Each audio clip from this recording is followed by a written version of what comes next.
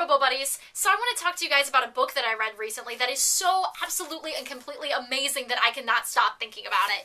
It's called Divergent by Veronica Roth, and I heard about this book from Elle Fowler here on YouTube. She gave such a phenomenal review about it that I had to go out and buy it, and after I read it, I enjoyed it so much that I read it 2 times in 1 week. It was incredible. If you enjoy The Hunger Games, then you will love Divergent. I actually think I like this series better than The Hunger Games. I don't know yet. I have to read the 3rd book, which isn't out, but, I mean, once I read the 3rd book, then I'll know for sure. So basically, Divergent takes place in what used to be the city of Chicago.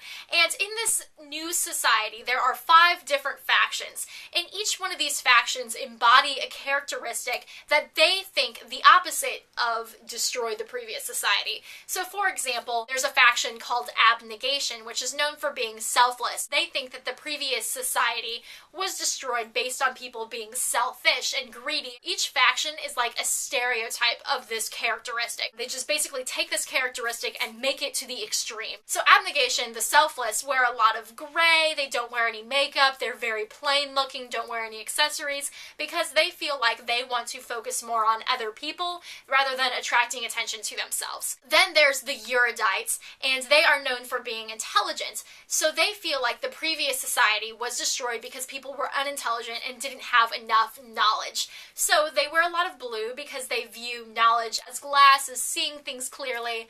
They wear glasses, they read a lot. Then there is Amity, and they are known for being peaceful because they believe the previous society was destroyed by people who weren't peaceful, who were very warlike and evil and fought against each other. They wear a lot of yellows and reds. I'm not really sure why, maybe because those are earthy colors, but you would think they would wear green. And then there's also the Dauntless. They are known for being brave and daring.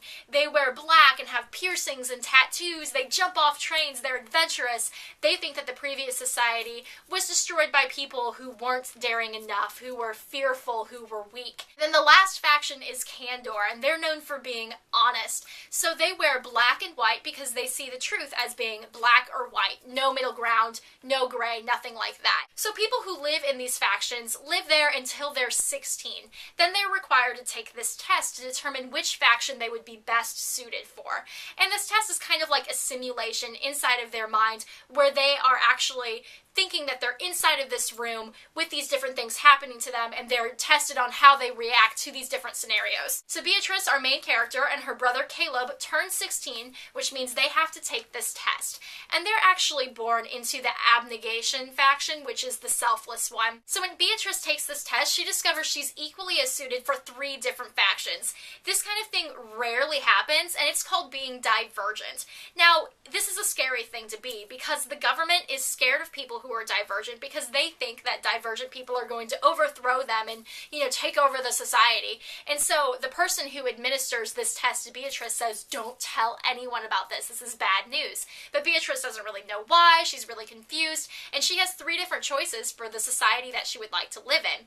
And when you take this test and discover which faction you're best suited for, you can determine, do you want to stay with the faction that you grew up in, or do you want to go to this new faction? Do you want to stay with everything that you're familiar with your family and your friends, or do you want to go where you truly belong, leaving everything else behind? You won't be able to visit your family very often. You have to completely embrace this new life. They're saying is faction before blood, meaning that this faction comes before your family. So Beatrice can either choose to go to the Dauntless faction, which is the daring and the brave faction, which is where she really feels as though she belongs. She can stay with Abnegation, which is selfless, where she doesn't really feel like she fits in, but her family's there.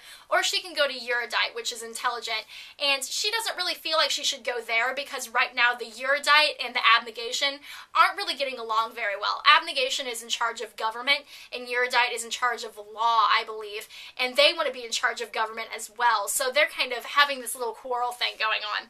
So Beatrice has to choose which faction does she want to go to, and the catch is that if you go to a different faction, you have to pass this initiation ceremony, and each faction has a different one, and it embodies characteristics based on what the faction believes in. So for instance, Candor, which is known for being truthful, any of the new initiates have to take this truth serum, and then they have have to sit in front of the entire faction and talk about their deepest, darkest secrets, because they believe that if you get everything out in the open, you won't feel compelled to lie. The Dauntless initiation ceremony is actually known for being the most dangerous and the most scary. You have to beat each other up, you have to use guns, you have to use knives, and then the next stage is you have to face your deepest, darkest fears using that same simulation serum that you had to use whenever you would determine which faction you would be best suited for. So you're basically living in your nightmares, having to face them and overcome them. And if you don't pass the initiation test, then you become factionless. And everyone says that being factionless is worse than death. You don't want to do this because basically you're like a homeless person. You just roam the streets. You don't have food. You don't have good clothing. You don't have a decent place to live. I mean, you're just outcast. And the only people who help the factionless are the Abnegation Society, which is where Beatrice's family is from. But it's not a good life. And I'm gonna give a little bit of spoilers right now just to get you guys more interested if you're not already. But Beatrice decides that she's going to go with the Dauntless faction, which is the daring and the brave one, the one with the really scary initiation test. And her brother Caleb decides he's going to go with the Erudite, which are the intelligent ones, and the ones who are kind of in conflict with Abnegation. So that day, their parents lose both of their kids to these other factions. And there's a guy, obviously, in this book. But unlike, you know, the Hunger Games or Twilight, there isn't a love triangle, which I am so thankful for because the whole love triangle thing is kind of getting old. There's only one guy that Beatrice is interested in. I really like this guy in the Divergent books. He seems a lot more real than Peeta or Gale or the guys from the Twilight books. He seems more like a wounded soul kind of character. I like his character a lot. I also really like Beatrice's character. I can relate to her more than Katniss, which is surprising because I thought I could relate to Katniss really well too.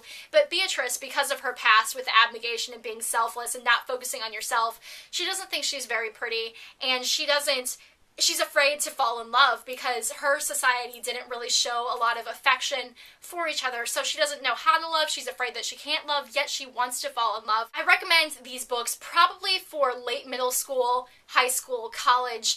I don't remember if there's any cussing or not, maybe one or two words. And as far as violence goes, I think they're a lot less violent than the Hunger Games. So if you don't want to read the Hunger Games, or if you're not allowed to read the Hunger Games, this Divergent series, right now there are 2 books. This is a great way to go instead. But again, there are some fearful parts, but if I can handle it, you guys most likely will be able to also, because I have the most overactive imagination of all time. I get freaked out so easily, and I loved this book. It is so mind-boggling. The concept is so phenomenal, and I mean, they even have a capture the flag scene in the book, which is great because capture the flag is awesome, and just the idea of the factions and the, you know, twisted dystopian government, and I mean, I love books like that. I've discovered they're just so great. So I want to know what you guys think. Have you read this book before? And if so, what did you think about it? And also, what faction do you think that you guys would belong in? There's actually a test on Facebook which tells you which faction you would be best suited for. So if you don't know, maybe you should go take that test. I think personally, I would probably be best for Abnegation or Dauntless. Not necessarily the fear factor part of Dauntless, but I like their style a lot, and I like their adventurous personality. But as far as Abnegation goes, I like how selfless and giving and caring they are. So, I don't know, I'm on the fence for that one. Maybe it'd be Divergent. So, thank you guys so much for watching, and I will see you guys in my next video. Ciao. So, I wanted to talk to you guys today about one of my current favorite books of all time. Current favorite books of all time? That doesn't make too much sense. So I want to talk to you guys a book. So basically this book takes, I need some tea.